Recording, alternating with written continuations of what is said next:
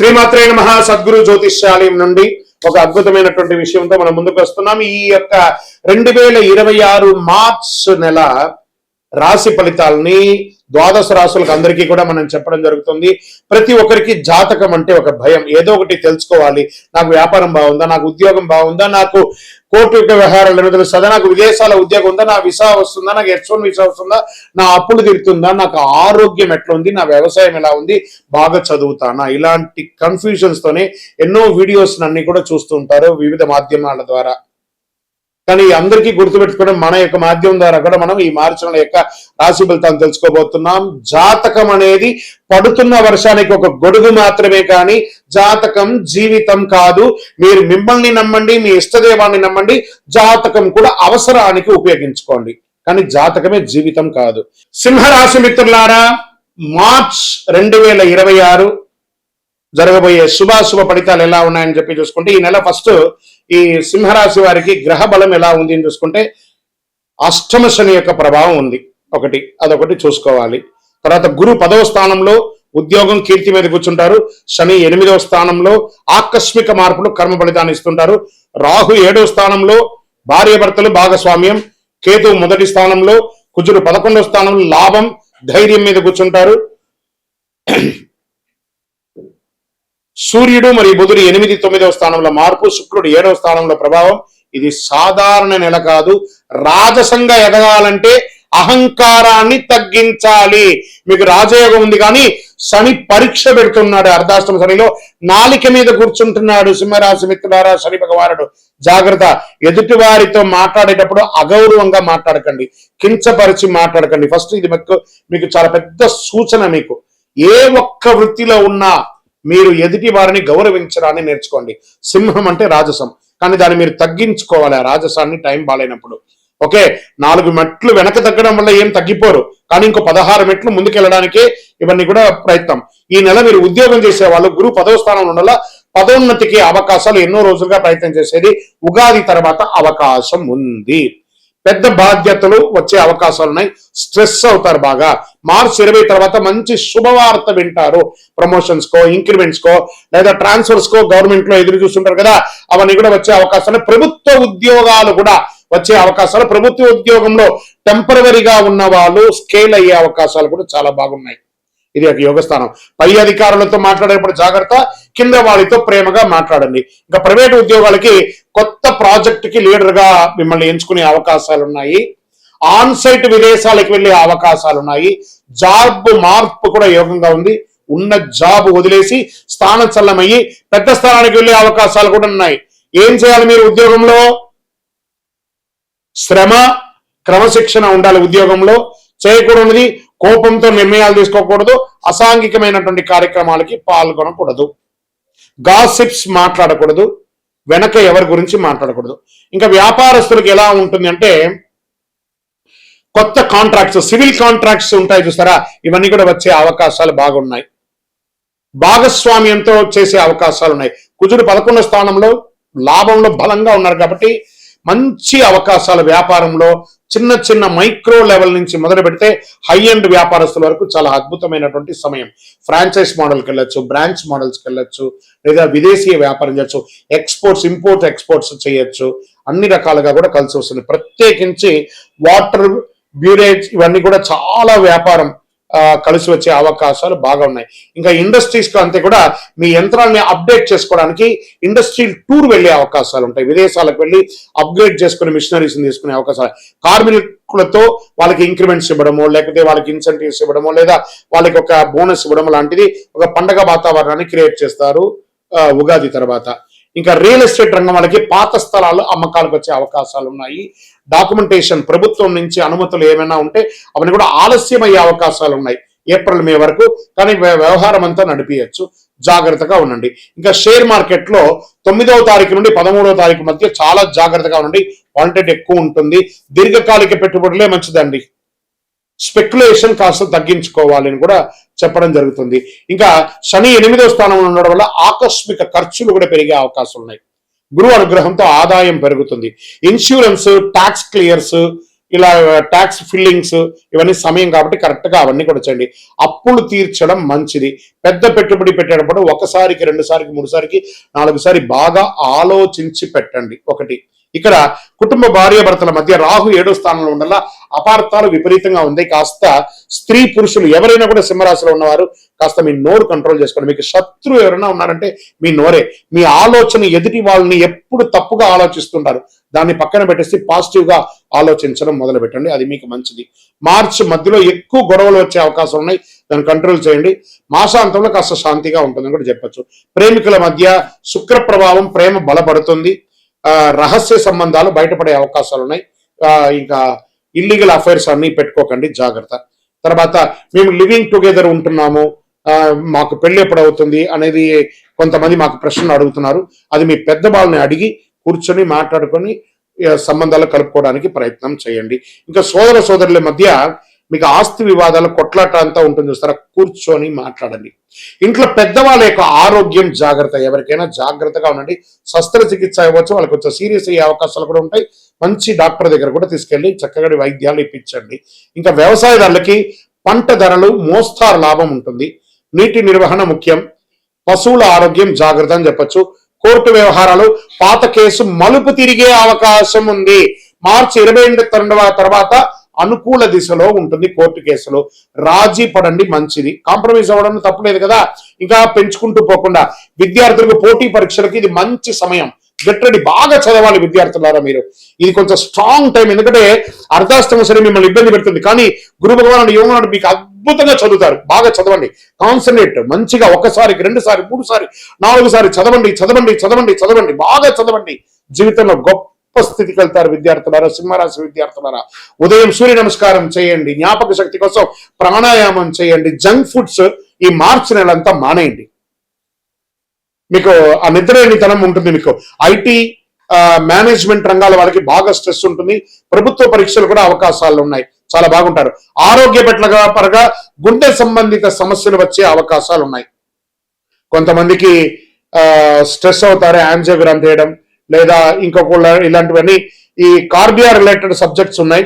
కొంచెం మంచి డాక్టర్ని సంప్రదించండి. ఏ వయసు వారైనా ఒకసారి జనరల్ చెకప్ చేసుకోండి. బ్లడ్ ప్రెషర్ పెరిగే అవకాశాలు ఉన్నాయి. నిద్రలేనితనం, దానికి కారణం ఫోన్, టూ మచ్ రేడియేషన్, దాన్ని తగ్గించుకోండి. ఉప్పు తగ్గించండి. ఉదయం నడక చేయండి. సూర్య దర్శనం, సూర్య నమస్కారం చేయండి. మార్చి 10-16 మధ్యలో చాలా చాలా చాలా ఆరోగ్యం పట్ల జాగ్రత్తగా ఉండాలి. వాహనం నడిపేటప్పుడు జాగ్రత్త. సూర్యుడు ఎందుకంటే చంద్రాష్టమ సమయంలో ఈ యొక్క షూరిటీ సంతకాలు ఇవన్నీ కూడా కాస్త జాగ్రత్తగా ఉండాలి. ఇంకా మీరు చేయవలసినటువంటి పని ఏమంటే పరిహారం, సూర్య భగవాన్ని ప్రార్థన చేయడం, ఆదిత్య హృదయం శ్లోకాన్ని ఎక్కువ చదవడం, గోధుమ ఎర్ర పండ్లు దానం ఇవ్వడము, నవగ్రహ ప్రదక్షిణం 19 సార్లు చేయడం, మీ యొక్క వయస్సు ఎంత ఉందో అన్ని దీపాలను నవగ్రహాల దగ్గర వెలిగించడం, నీలాంజన సమాభాసం రవిపుత్రం మిమాగ్రజం ఛాయామార్తాండ సంభూతం తన్నమామి శనైశ్వరం అని చెప్పి శని భగవాన్ ప్రార్థన చేయడం. ఎందుకంటే 6వ తారీఖున శని కూడా మారుతున్నాడు, అప్పుడు కూడా ఉంది. కాబట్టి ఇవన్నీ కూడా దృష్టిలో పెట్టుకొని ఈ నెల మీరు దైవారాధన ఎక్కువ చేయవలసినటువంటి అవకాశం ఉంది. నవగ్రహాలకి వస్త్రం వేయండి. పేదవాళ్ళకి ఎవరికైనా వస్త్ర దానం ఇవ్వండి. గాయత్రి మంత్రం చెప్పండి. అదృష్ట సంఖ్య 1 మరియు 9. అదృష్ట రోజు ఆదివారం. అదృష్ట రంగు బంగారు వర్ణం, ఎరుపు వర్ణం మీకు చాలా కలిసి వస్తుంది. అదృష్ట దిక్కు తూర్పు దిశ ప్రయాణం మీకు చాలా బాగుంటుంది. సింహరాశి వారికి రాజయోగం ఉన్నా వినయం లేకపోతే ఫలితం లేదు. వీరు వినయంతో నడిస్తే గురుకృప, మీరు అహంకారంతో నడిస్తే శని పరీక్ష. ఈ నెల మీరు రాజులా గెలవచ్చు లేదా కోపంతో కోల్పోవచ్చు. 2 రకాలుగా కూడా ఉన్నాయి. సూర్యకాంతి మీకు శక్తి ఇస్తుంది, మీ నిర్ణయం రాజసాన్ని ఇస్తుంది. కాబట్టి ఏది కావాలో నిర్ణయించుకోండి. మీ వయసు ఎంత ఉందో అన్ని దీపాలను దేవాలయంలో వెలిగించండి. మా అపాయింట్మెంట్ కోసం ప్రయత్నం చేసే వాళ్ళకి మీ పేరు, date of birth, time of birth, place of birth, జాతకం తెలుసుకోవాలనుకున్న వాళ్ళు మా కనబడుతున్న నంబర్కి వాట్సాప్ చేయండి. ఇంకను అతి శక్తివంతమైనటువంటి కరుంగాలి మాలను ధరించండి. ఆరోగ్యంగా ఉంటారు, ఐశ్వర్యంగా ఉంటారు, గ్రహ దోషాలని బాగుంటుంది, అద్భుతంగా ఉంటారు, విజయం వస్తుంది. రాబోయే మార్చ్ 6వ తారీఖున శని భగవానుడు స్థానం మారుతున్నారు. ఇది 2.5 సంవత్సరాలకు ఒకసారి ఇది జరుగుతూ ఉంటుంది. అద్భుతమైనటువంటి దీన్ని తమిళ భాషలో శని పయర్చి అంటారు, మనం తెలుగులో శని గమన మార్గం మారుతున్నారు అనే దాన్ని చెప్పడం జరుగుతుంది. తిరునల్లార్ అనే ఒక క్షేత్రం ఉంటుంది తమిళనాడులో. ఆ రోజు అక్కడ ఆ శని భగవానుడు మారేటప్పుడు ప్రత్యేకమైనటువంటి పూజ ఏ సమయంలో చేస్తారో దాన్ని శని పెయర్చి అంటారు. అంటే ఉన్న స్థలం నుంచి ఇంకో స్థలానికి మారే ఒక అద్భుతమైనటువంటి ఘట్టం. ఈ శని గమనం మార్పు జరగడం వల్ల ఏ రాశి వారికి లాభంగా ఉంటుంది, ఏ రాశి వారికి ప్రతికూలంగా ఉంటుంది అనే దాన్ని మనం ఇప్పుడు విశ్లేషించుకోబోతున్నాం. శని భగవానుడు కుంభం నుండి మీనంలోకి గమన మార్పు 6వ తారీఖున మార్చి 26 ఉదయం 8:24 ఇది చాలా విశేషం అండి. ఎంత అవకాశం ఉంటే అంతమంది అన్ని రాసుల వారు కూడా పూజ చేసుకోవాల్సిన సమయం, కానీ ప్రత్యేక పూజలు కొంతమందికి ఉందని చెప్పచ్చు. దీన్ని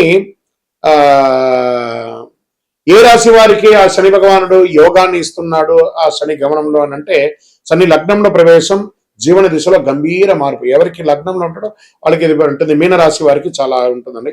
ఆధ్యాత్మిక చైతన్యం పెరుగుతుంది, క్రమశిక్షణలో ఎదిగే అవకాశం ఉంటుంది. అంటే కుంభరాశి నుంచి మీనరాశి మీ రాశిలోకి రాబోతున్నాడు కాబట్టి వృషభ రాశి వారికి లాభస్థానంలో శని ఉన్నాడు. దీర్ఘకాలిక పెట్టుబడుల ఫలితం, ఆర్థిక స్థిరత్వం కూడా ఉంటుంది. తర్వాత మకర రాశి వారికి శని మీ యొక్క స్వగ్రహాధిపతి కాబట్టి శ్రమకు ప్రతిఫలం ఉంటుంది. ఉద్యోగం, పదోన్నతి అవకాశాలు చాలా ఉన్నాయి. విదేశీయ గమనం కూడా ఉంటుంది. ఎవరు జాగ్రత్తగా ఉండాలి, ఏ రాశి వారు జాగ్రత్తగా ఉండాలి అంటే మిథున రాశి వారు కర్మస్థానంలో ఒత్తిడి, ఉద్యోగంలో బాధ్యతలు పెరుగుతాయి, జాగ్రత్తల నిర్ణయాలు, అసాంఘిక కార్యక్రమాలు పాల్గొనకూడదు.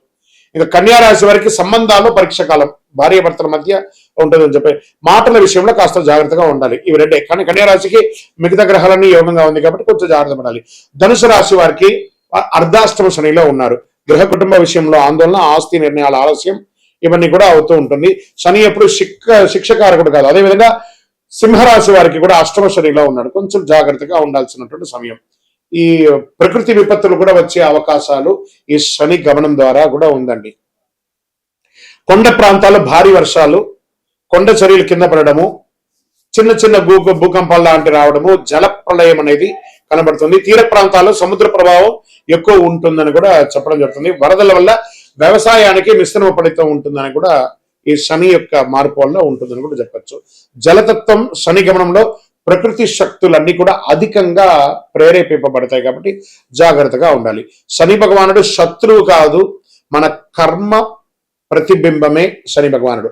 కాబట్టి ఆ శని గమనాన్ని ఆ రోజు మార్చ్ 6వ తారీఖున ప్రతి ఒక్కరు దేవాలయానికి వెళ్ళి ఒక 19 ప్రదక్షిణాలు చేయండి.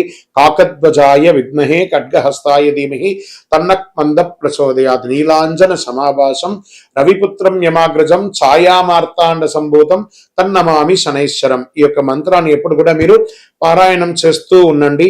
చాలా అద్భుతమైనటువంటి ఫలితాలని పొందుతారు. ఇంకను మీ యొక్క వ్యక్తిగత జాతకం కోసం మా నంబర్ ఉంది చూసారా, ఆ నంబర్కి మీ యొక్క పేరు, date of birth, time of birth, place of birth చేసుకొని మా అపాయింట్మెంట్ కూడా మీరు ఫిక్స్ చేసుకొని మీ యొక్క వ్యక్తిగత జాతకం కూడా మీరు తెలుసుకోవచ్చు.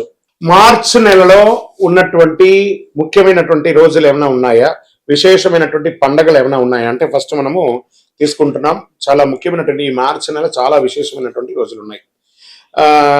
6వ తారీఖున మార్చ్ శుక్రవారం శని భగవానుడు గమన మార్పు కుంభం నుండి మీనంలోకి వచ్చే ఒక అద్భుతమైనటువంటి రోజు ఉదయం 8:24 మార్చి 10 ఆమ్లకి ఏకాదశి.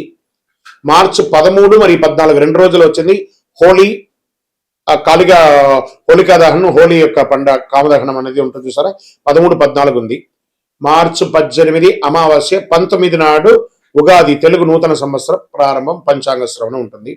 మార్చి 25 శ్రీరామ నవమి, చాలా విశేషమైనటువంటి రోజు. తర్వాత end of the month last day నుంచి మొదలు పెడితే ఏప్రిల్ 1 వరకు అయ్యప్ప స్వామి వారి పుట్టినరోజు. ఇది చాలా విశేషమైనటువంటి మార్చిలో ఉన్నటువంటి పండగలు వాతావరణాన్ని కూడా ఇది మీరు షార్ట్ గాను వీడియో గాను ఎలాగైనా వేసుకోవచ్చు. Now coming to Ayyappa birthday గురించి చెప్పబోతున్నాను. రానున్న ఏప్రిల్ 1వ తారీఖున అయ్యప్ప స్వామి వారికి జన్మదినం. చాలా అద్భుతమైనటువంటి పూజలు ప్రతి దేవాలయంలోనూ, శబరిమలలో కూడా చాలా విశేషంగా పంబా ఆరాట్ అనే విశేషాన్ని చేస్తారు.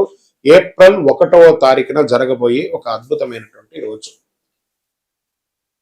ఉభయ తెలుగు రాష్ట్రాలే కాకుండా దేశ విదేశాల్లో ఉన్నటువంటి ప్రతి అయ్యప్ప స్వామి దేవాలయంలోనూ చక్కగా ఆ దేవాలయాన్ని అలంకారం చేసి గణపతి హోమాదులు, స్వామివారికి అభిషేక ఆరాధనలు, పట్టు పీతాంబరాలు ఇచ్చి స్వామివారికి తీపి వంటలన్నీ కూడా చేసి వచ్చిన భక్తులకు అందరికీ కూడా తీపి ఇచ్చి చక్కగా విద్యార్థులకి ఎగ్జామ్ టైం కాబట్టి మన దేవుని ప్రసాదంగా పుస్తకాలు, పెన్సిల్స్ పంచండి. సాయంత్రం చక్కగా పడి పూజ చేయండి, అన్నదానం చేయండి.